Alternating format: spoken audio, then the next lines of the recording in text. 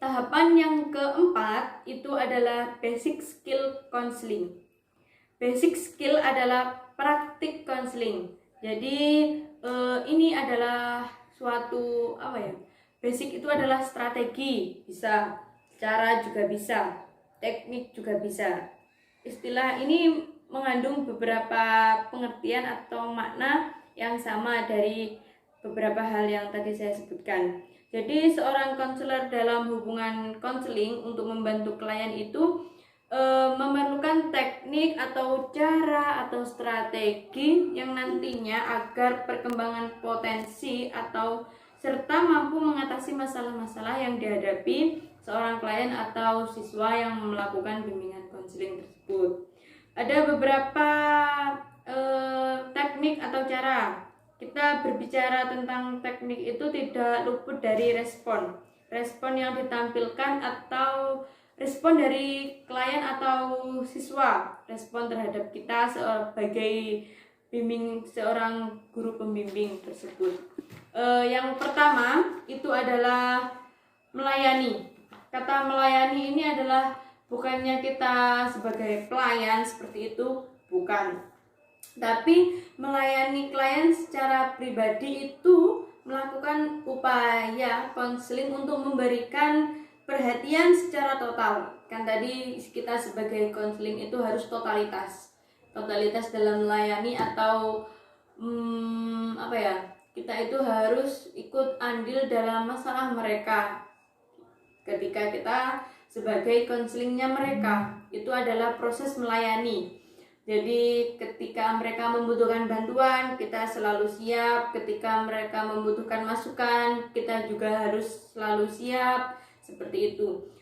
Lalu sikap kita melayani itu bagaimana? Kita harus senyum, ramah. Lalu kita harus tidak, ketika kita sebagai seorang guru kan pasti ada yang dekat dengan muridnya, ada yang tidak. Tapi sebagai guru konseling atau guru pembimbing itu kita harus selalu dekat terhadap murid-murid kita ataupun klien-klien kita yang menghadapi atau mempunyai masalah. Yang selanjutnya adalah pendengar aktif. Pendengar aktif ini adalah ketika seseorang atau klien atau siswa bercerita tentang masalahnya kepada kita, kita harus mendengarkan secara aktif. Maksudnya mendengarkan secara aktif itu adalah benar-benar kita mendengarkan, tidak hanya benar kita di depan mereka, tapi pikiran kita kemana-mana, seperti itu tidak boleh. Jadi kita harus benar-benar menjadi pendengar yang aktif, menunggu ucapan itu sampai selesai, benar-benar disimak dan lain sebagainya. Yang selanjutnya adalah empati. Empati ini adalah erat kaitannya dengan sikap kita itu merasakan atau sejenis ikut andil dalam masalah mereka. Kita ikut merasakan apa yang mereka rasakan, itu adalah empati. Salah satu yang harus dimiliki dan wajib dimiliki oleh seorang guru bimbingan konseling atau konselor itu adalah rasa empati terhadap klien kita tersebut.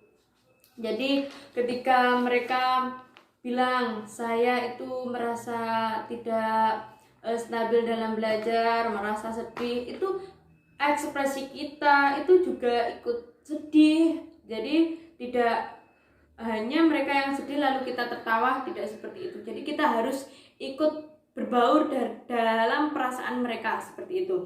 Yang selanjutnya adalah refleksi. Refleksi ini adalah sikap ketenangan atau kita benar-benar tenang menyelami dunia mereka. Jadi menyelami masalah mereka, ikut dalam perasaan mereka. Jadi dalam hal itu nanti perasaan mereka akan tercurahkan sepenuhnya kepada kita sebagai guru pembimbing atau sebagai konseling tersebut. Jadi proses refleksi ini akan lebih mempermudahkan kita mengetahui masalah dengan sebenar-benarnya dan sedetail-detailnya, seperti itu. Refleksi ini ada juga refleksi perasaan kita. Tentunya sebagai seorang guru atau seorang konseling itu harus memiliki perasaan. empati, perasaan sama kita merasakan apa yang mereka rasakan, seperti itu.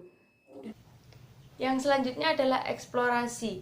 Eksplorasi di sini adalah keterampilan kemampuan seorang konseling untuk menggali pengalaman, perasaan maupun pikiran klien, di mana kita harus ikut mendalami apa masalah dari mereka yang melakukan bimbingan.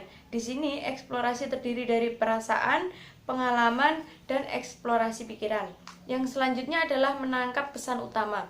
Di sini ketika seorang yang melakukan bimbingan itu memberi atau mengungkapkan masalahnya, kita harus mampu menggarisbawahi atau menemukan pesan utama dari apa yang mereka sampaikan kepada kita, sehingga nantinya kita mampu mengatasi atau mencari jalan keluar dari permasalahan mereka. Yang selanjutnya adalah bertanya tertutup. Bertanya tertutup ini misalnya kita face to face, antara hati ke hati ataupun secara mendalam dengan seorang yang melakukan bimbingan tersebut. Jadi tujuannya adalah untuk mengumpulkan informasi, yang selanjutnya untuk menjernihkan atau memperjelas sesuatu, yang ketiga menghentikan omongan-omongan yang menyimpang dari permasalahan-permasalahan tersebut. Yang selanjutnya adalah dorongan minimal. Dorongan minimal ini adalah kita memberi semangat atau kita memberi motivasi untuk bagaimana seseorang yang melakukan bimbingan atau yang telah menghadapi masalah, misalkan seorang siswa ataupun yang lainnya, itu kita memberi semangat agar mereka kuat, agar mereka mampu mengatasi permasalahan yang mereka hadapi tersebut. Yang selanjutnya adalah interpretasi. Interpretasi ini adalah ungkapan